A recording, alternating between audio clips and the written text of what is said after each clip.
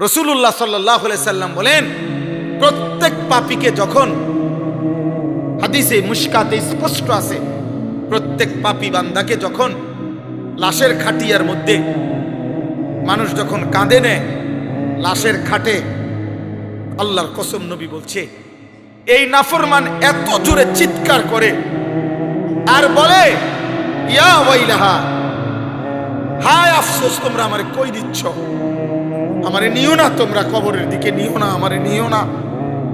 আল্লাহর কসম নবী বলছে, যদি একবার পৃথিবীর মানুষ ওই নাফরমানের লাশের খাটিয়ার চিৎকার যদি একবার জীবনে শুনতো, লাসাইকা, পৃথিবীর সব মানুষ বেহুশ হয়ে যাইত, আর কোনোদিন মানুষ কারো লাশ কাঁধে নিত না, আর কোনোদিন কোনো জানাজা দাফন হইতো না, মানুষের লাশ পড়ে থাকতো, কুকুর বিড়ালে টাইনা হিসরাইয়া খাইত।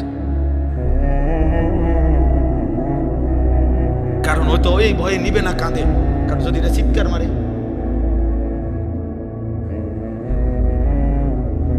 এই জন্য আল্লাহ বলেন, আমি চাইলে পারতাম, কিন্তু আমি তো চেয়েছিলাম। আমি আল্লাহ ১৬ লাখ নবী রাসূল পাঠাইছি।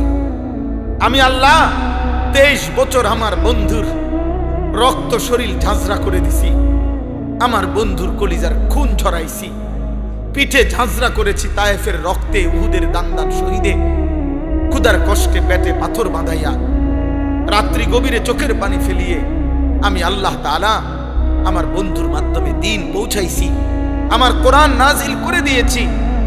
লক্ষ লক্ষবার আমি আল্লাহ বলেছি, বলতে চেয়েছি, কবর, হাসর, আখিরাত, মিজান, ফুলসিরাত, আমি আল্লাহ চেয়েছিলাম এগুলো না দেখে, আমার নবীদের কথা শুনে, আমার রাসূলের কথা শুনে, আমার কোরআন শুনে, উলামায়ে কেরামের কথা শুনে আমি চেয়েছিলাম তুমি না দেখেই সেজদা দিবা, বিশ্বাস করবা, মানবা।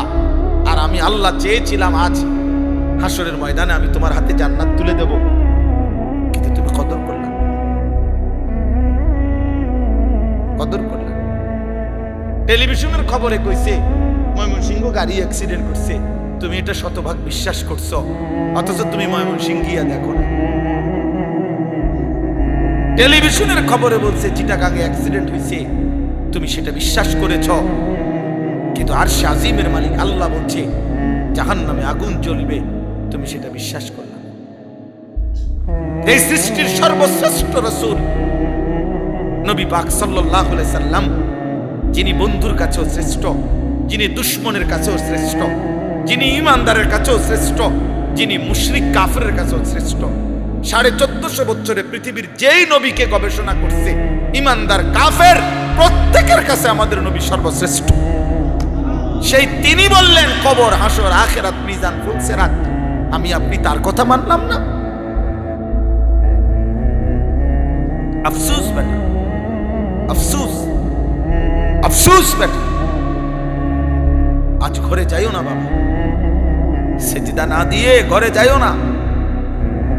আল্লাহ কোরআনে বলছেন, প্রত্যেকটি মানুষ যখন ঘুমায়, আমি আল্লাহ তার দেহ থেকে তার রূহ আলাদা করে রাখি।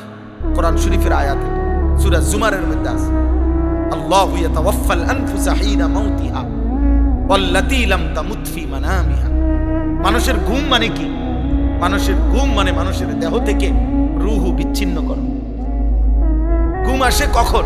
আমরা তো চোখ বন্ধ করে থাকি অনেকক্ষণ, কিন্তু 2 মিনিট, 5 মিনিট, 10 মিনিট, আধা ঘন্টা, 20 মিনিট ঘুমায় না, ঘুমায় না, ঘুমায় না, এপাশ ওপাশ করে, চোখ বন্ধ করে রাখছে, লাইট বন্ধ, সবই ঠিক আছে, কিন্তু ঘুম আসে না কেন? আল্লাহ তাআলা বলে, না বান্দা, বাজারে সব পাওয়া যায়, খাট, পালং, লেপ, তোশক, কম্বল, এসি, দরজা, জানালা, সিটকারি, কিন্তু 2 চোখের ঘুম আমি দেই।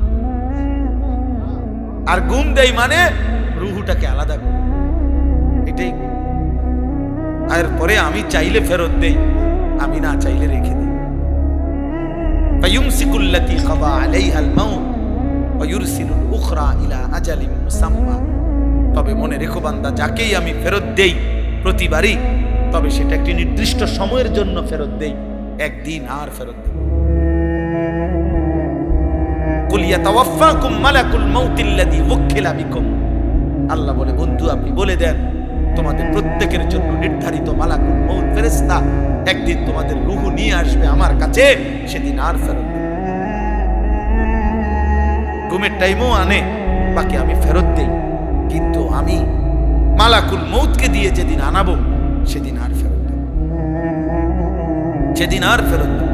এজন্য তাফসীরের মধ্যে আছে মালাকুল মউত আজরাইল প্রিয় নবী সাল্লাল্লাহু আলাইহি সাল্লামকে বলেছিলেন, ইয়া রাসূলুল্লাহ, দুনিয়ার মানুষের প্লেটে খাবার যেমন তার সামনে থাকে, শুধু লোকমা দেওয়া বাকি, সব রেডি, আদম আলাইহিস সালাম থেকে নিয়ে ইসরাফিলের ফু পর্যন্ত প্রত্যেকটি মানব আত্মা রূহ আমি মালাকুল মউতের সামনে এরকম খাবারের ডিশ প্লেটের মতো 24 ঘন্টা আমার সামনেই থাকে। খাবারের জন্য যেমন লোকমা তুলতে বাকি, আমার আল্লাহ হুকুম করিলে রূহ কবজ করতে, জান কবজ করতে আমার এরকম, আমি তৎক্ষণাৎ সেই রূহটা টেনে নিয়ে আসি।